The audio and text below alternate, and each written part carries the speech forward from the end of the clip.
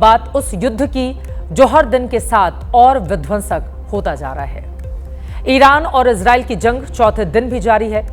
युद्ध की सबसे नई तस्वीर आपको दिखाएं उसके पहले अभी बात इस जंग में ट्रेंड कर रहे पाकिस्तान की करेंगे, जिसकी हालत काटो तो खून नहीं जैसी हो चुकी है।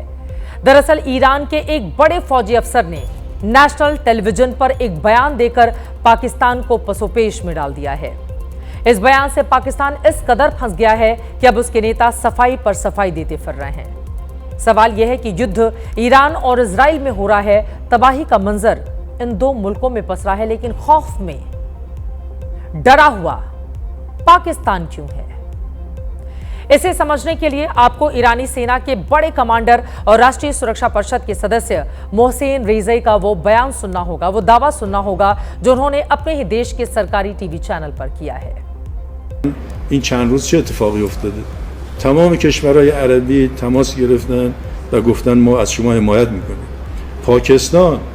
پاکستان گفته اگر اسرائیل بخواد بمب اتم بزنه ما به اسرائیل بمب اتم خواهیم زد. احساسات مسلمان‌ها تو منطقه فوق‌العاده رو به افزایش خواهد بود. هرچی ما قوی‌تر عمل کنیم، هرچی مردم ما همراهی بیشتری با نیروهای مسلح عمل کنن، ما از این گردن عبور کنیم، اون طرفش یک اقیانوس. तो आपने सुन लिया, ईरानी फौज के अधिकारी मोहसेन रेज़ई का कहना है कि अगर इजराइल ने ईरान पर परमाणु बम फोड़ा तो ईरान की ओर से पाकिस्तान भी इजराइल पर एटम बम गिराएगा। क्या वाकई पाकिस्तान ने ईरान से ऐसा वादा किया है?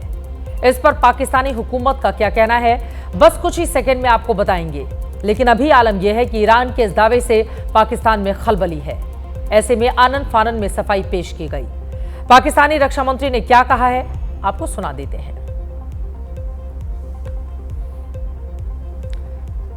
वो पहले आप देख लीजिए, पाकिस्तान ने ईरान से ऐसा कोई वादा नहीं किया है। हमारी परमाणु क्षमता अपने लोगों के फायदे के लिए है।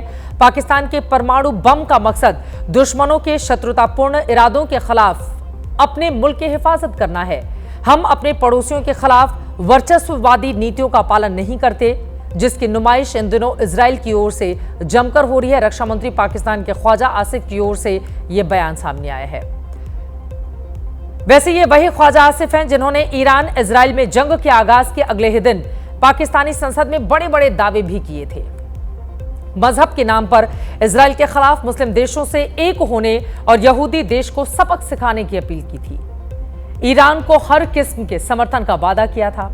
लेकिन अब जबकि ईरान ने इजराइल पर पाकिस्तान की ओर से परमाणु बम फोड़ने के वादे को सरेआम कर दिया, तो पाकिस्तान अब इसे किनारा करने में लगा हुआ है। ईरान के दावे को खारिज करने वाले ख्वाजा ने इजराइल के खिलाफ कैसे कैसे ख्वाब परोसे थे, आपको सुना देते हैं। ईवान की वसातत से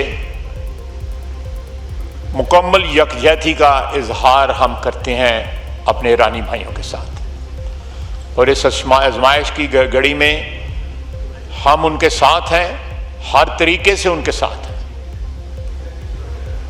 उनको जिस किस्म की ज़रूरत होगी इंटरनेशनल लेवल पे, यूनाइटेड नेशंस पे या किसी और अदारे पे या इस्लामिक कॉन्फ्रेंस के अदारे पे, कहीं भी हम उनके मफादात का जो है तहफ़्फ़ुज़ करेंगे इंशाअल्लाह ताला। वो हमारे भाई हैं, हमारे हमसाए हैं, उनका दुख दर्द, उनकी खुशियाँ, उनका गम जो है हमारे साथ जो है मुश्तरक है। अब सवाल यह है कि जुबानी एटम बम फोड़ने वाली पाकिस्तान की शहबाज सरकार और मुनीर सेना इजराइल से क्यों डर गई? ऐसा क्या हुआ कि पाकिस्तानी हुकूमत ने ईरान के दावे को झुठला दिया? तो इसकी वजह है इजरायली प्रधानमंत्री बेंजामिन नेतन्याहू का वो पुराना बयान, जिसमें उन्होंने ईरान के साथ साथ पाकिस्तान के पास भी परमाणु बम होने पर आपत्ति जताई थी। उन्होंने चरमपंथी इस्लामिक सरकारों के पास एटम बम होने को दुनिया के लिए बड़ा खतरा बताया था। I said that the greatest mission that we have is to prevent a militant Islamic regime from meeting up with nuclear weapons, or from nuclear weapons meeting up with a militant Islamic regime. The first is called Iran, the second is called Pakistan. Because if these radical regimes have nuclear weapons, they will not obey the rules that have been obeyed in the last almost 7 decades. Netanyahu के इस बयान का डर कहिए या फिर कुछ और। पाकिस्तानी रक्षा मंत्री ख्वाजा आसिफ ने सोशल मीडिया में तो विदेश मंत्री इशाक डार ने संसद के भीतर ईरान के दावे को खारिज किया है। डार ने तो ईरान को एटम बम देने के वायदे को फेक न्यूज तक बता दिया है। लेटेस्ट इंट्रीग हुई है ऐसी सोशल मीडिया के हवाले से कि जी उनके ईरान के एक जनरल्स को कोट करके कि जी पाकिस्तान ने ये कहा है कि अगर इसराइल ने हमारे ऊपर न्यूक अटैक किया तो पाकिस्तान इसराइल के ऊपर न्यूक्लियर हमला कर देगा। ये गैर जिम्मेदाराना और इतनी झूठी खबर है। तो मैं और पाकिस्तान का डिटरेंस इज ऑब्वियसली अल्लाह ताला ने इस मुल्क को ना सिर्फ न्यूक्लियर कुव्वत बनाया बल्कि मिसाइली कुव्वत भी बनाया हुआ है और कई ममालिक को तकलीफ भी होती है, लेकिन ये हमारी अपनी सिक्योरिटी के लिए है, हमारी अपनी स्टेबिलिटी के लिए है। तो हमने कोई ऐसी स्टेटमेंट हमारी तरफ से कोई ना स्टेटमेंट किसी ने दी है, इसको फैब्रिकेट किया गया है। अब सवाल यह है, क्या वाकई इजरायली प्रधानमंत्री से डरकर पाकिस्तानी हुकूमत ने ईरान से किनारा कर लिया है या फिर वायदे से मुकरना पाकिस्तान की फितरत का नमूना है? क्योंकि सच ये है कि पाकिस्तान पर खुद ईरान को भी भरोसा नहीं है, क्योंकि ये बात दुनिया जानती है कि पाकिस्तान ना तो ईरान को पसंद करता है ना ही इजराइल को। जनवरी 2024 में ईरान ने पाकिस्तान के अंदर मिसाइलें तक दागी थीं, जिसके जवाब में पाकिस्तान ने भी ईरान में हमले किए थे। ईरान ने बलूचिस्तान प्रांत में जैश अल अदल के ठिकानों पर हमला किया था। यह सुन्नी अलगाववादी संगठन ईरान के सिस्तान और पाकिस्तान के बलूचिस्तान प्रांत में सक्रिय है। हालांकि इसके बाद से ईरान और पाकिस्तान ने अपने रिश्ते सुधारने की कोशिश की। पहलगाम आतंकी हमले के बाद जब भारत ने पाकिस्तान के आतंकी ठिकाने ध्वस्त किए, पाकिस्तानी फौज के हमलों के जवाब में भारतीय सेना ने उसके सैन्य ठिकानों को जमींदोज किया, तो अपना दुखड़ा सुनाने के लिए शहबाज शरीफ ने जिन 4 मुस्लिम देशों की यात्रा की थी, उनमें ये ईरान भी शामिल था। ये बात ईरान को भी बखूबी पता है कि पाकिस्तान पर भरोसा करना कितना मुश्किल है, जबकि भारत भरोसे का दूसरा नाम है। ईरान और इजराइल दोनों से भारत के पुराने और पक्के रिश्ते रहे हैं। ईरान और इजराइल में युद्ध चौथे दिन भी जारी है। दोनों तरफ से मिसाइलें और ड्रोन दागने का सिलसिला रुकने का नाम नहीं ले रहा। 4 दिन की जंग में सैकड़ों लोग अपनी जान गंवा चुके हैं। इजरायली सेना ने तेहरान में सरकारी टीवी चैनल के दफ्तर पर मिसाइल अटैक किया है।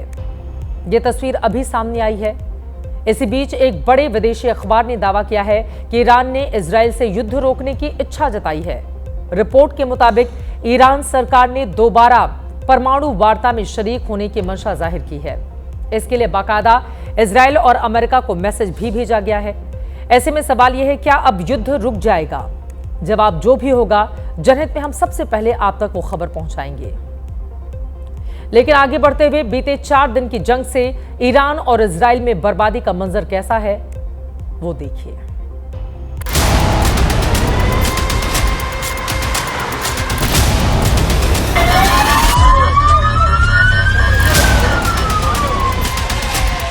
इजराइल अपनी जमीन से ईरान पर बारूदी प्रहार कर रहा है।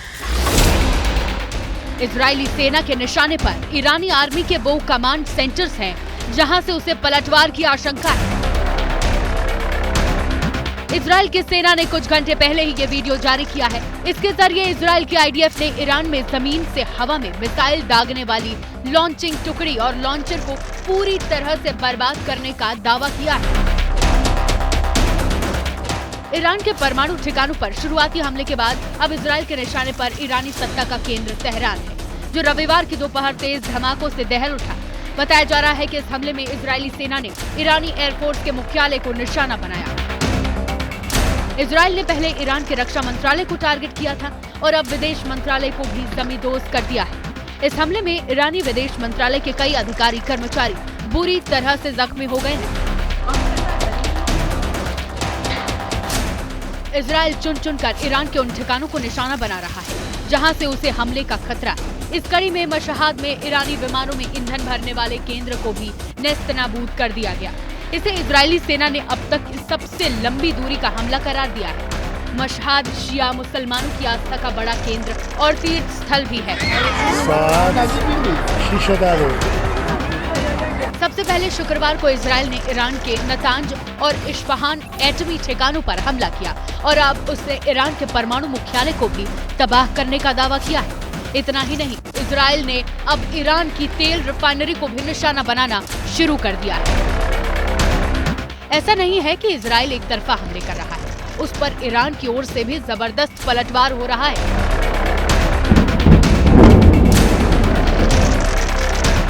खुद इजरायली सेना ने कबूला है कि ईरानी मिसाइलें उसके एयर डिफेंस सिस्टम को भेदने में कामयाब रही हैं। Iran has fired many hundreds of projectiles towards Israel, both UAVs and ballistic missiles, and we've been able to intercept most of them, but no aerial defense system is 100%, and that means that some ballistic missiles are going to hit. Iran की missile बौछार का ये video Israel के इसी कबूलनामे का सबूत है। Israel पर पलटवार में ईरान ने हाइफा को एक बार फिर मिसाइल से निशाना बनाया है। ईरान के टारगेट पर तेल अवीव भी है, जहां आए दिन एयर डिफेंस सिस्टम आयरन डोम में सुराख हो रहे हैं। ईरान के मिसाइल हमलों में तेल अवीव में कई इमारतें जमींदोज हो चुकी हैं।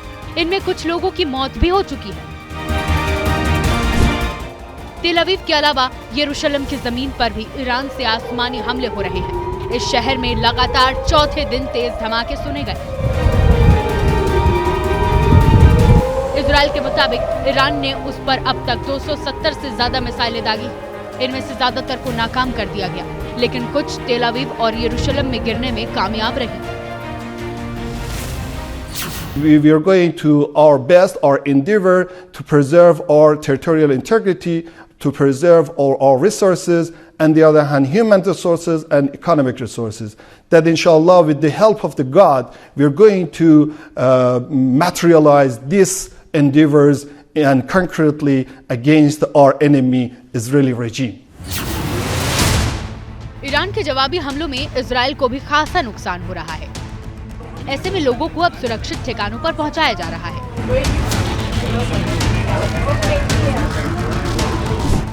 खुद प्रधानमंत्री नेतन्याहू पीड़ितों से मुलाकात कर उन्हें सुरक्षा की गारंटी और इजराइल के वजूद के लिए ईरान के परमाणु ठिकानों की तबाही को जरूरी बता रहे हैं।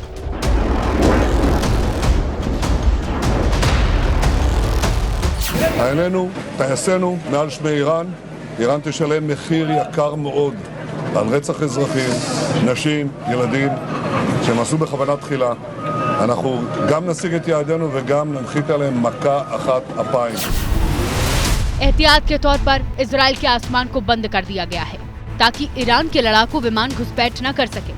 फिलहाल तनाव चरम पर है, बारूदी तांडव जारी है। ये विनाश रुकेगा कब, मालूम नहीं।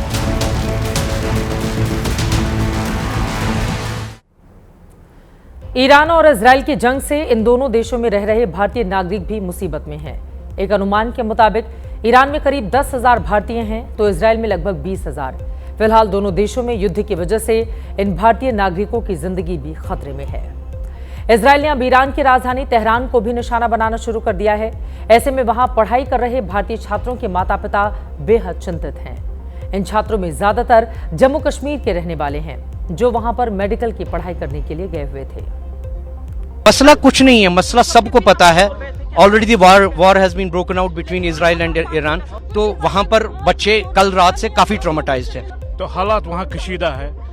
हम एलजी साहब से, सीएम साहब से मुद्दबाना अपील करते हैं कि किसी तरह से हमारे बच्चों को वापस लाया जाए। कल से पैनिक अटैक ऐसे गिर रही है, कोई फोन नहीं, नेटवर्क भी बंद, सारा कुछ नहीं कर पा रहे हैं। वो बोल रहे हैं कि बस हम गए, अब हमें कोई उम्मीद नहीं है कि हम दोबारा आप लोगों को देखेंगे। भारत सरकार पहले से ही ईरान में रह रहे भारतीय छात्रों के लिए चिंतित है। ऐसे में उनकी सुरक्षा के लिए एहतियाती कदम उठाए जा चुके हैं। तेहरान में भारतीय दूतावास लगातार अपने छात्रों के संपर्क में है। उनकी सुरक्षा के उपाय किए जा रहे हैं। कुछ छात्रों को दूतावास की मदद से ईरान में ही सुरक्षित जगहों पर पहुंचाया गया है। साथ ही दूसरे विकल्पों पर भी विचार किया जा रहा है। भारतीय दूतावास ईरान के नेताओं के संपर्क में भी हैं, ताकि छात्रों की सुरक्षा सुनिश्चित की जा सके। ईरान में रह रहे भारतीय स्टूडेंट इस समय क्या महसूस कर रहे हैं, आप उनकी जुबानी सुनिए। इन लोगों ने हमारा नाम और हमारी इंफॉर्मेशन ली हुई है, बस हम लोग दिल्ली के ऑर्डर का वेट कर रहे हैं। हाँ, एम्बेसी हमें शुरू से बोल रही है कि पैनिक मत करो, काम रहो, they are working for evacuation. मगर at this point it's only कि हमें दिल्ली से ऑर्डर चाहिए और हम इवैक्यूएट हो जाएंगे। जैसे कि इस्तांबुल से भी फ्लाइट है दिल्ली और मुंबई की, और आज़रबाईजान के बुका एयरपोर्ट से भी फ्लाइट है मुंबई और दिल्ली की। तो अगर हमें ये परमिशन मिल जाती है तो हम वहां पर भी बाय रोड जा सकते हैं और वहां से हम ट्रांसफर हो सकते हैं अपने कंट्री तक के लिए। इतना तो तय है कि ईरान हो या इजराइल, मुसीबत में फंसे हर भारतीय को सरकार इस भंवर से जरूर निकालेगी और उसके लिए कोशिशें की जा रही हैं।